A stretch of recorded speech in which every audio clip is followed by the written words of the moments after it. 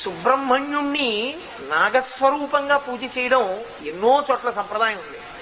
జంటపాములు కనపడితే సుబ్రహ్మణ్య స్వరూపం అని నమస్కారం చేస్తారు. మరి అదే సుబ్రహ్మణ్యుడు నెమలి మీద ఎక్కి తిరుగుతూ ఉంటాడు. అమ్మవారికి నకులేశ్వరి అని ఒక పేరు. నకుల అంటే ముంగిస, నకులేశ్వరి అంటే ముంగిస స్వరూపమైనటువంటి తల్లి అని. ఆవిడేమో ముంగిస స్వరూపంలో ఉంది, సుబ్రహ్మణ్యుడేమో నెమలి మీద కూర్చున్నాడు, శ్రీ మహావిష్ణువేమో గరుత్మంతుడి మీద కూర్చున్నారు. వీళ్ళు ముగ్గురు పావుతో సంబంధం ఉన్నవాళ్ళు.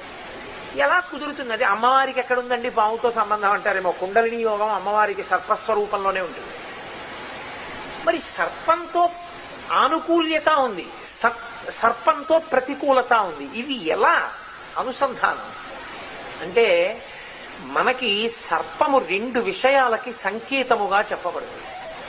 ఒక సర్పము